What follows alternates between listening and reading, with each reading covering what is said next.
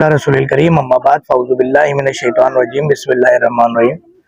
Doctor Faheem herbal का आपको अस्सलामु अलैकुम वरहमतुल्लाहि वबरकातुहू। मुख्तसर सी शॉर्ट वीडियोस का एक नया सिलसिला शुरू कर रहे हैं। उसके मुताबिक आज मैंने आपको बताना है कि वो कौन सी चीज़ें जो डायलिसिस पेशेंट के लिए बहुत फ़ायदेमंद है और क्या नुकसान आते हैं। इस पर हम शॉर्ट वीडियो बना रहे हैं। सबसे पहले हम आपको परहेज़ बता दें, डायलिसिस पेशेंट का परहेज़ क्या है। पहली शॉर्ट वीडियो में टमाटर, हरे पत्ते की सब्जियां, चने की दाल, बड़े का गोश्त, इसका आपने परहेज करना है।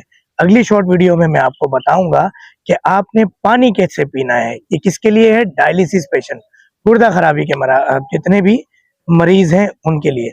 उम्मीद है कि वीडियो आपको पसंद आई होगी। लाइक शेयर सब्सक्राइब जरूर कीजिएगा। डॉक्टर फ़हीम हर्बल के नाम से डिफरेंट प्लेटफॉर्म पे हम मौजूद हैं। ओके जी, अस्सलाम वालेकुम रहमतुल्लाहि व बरकातहू।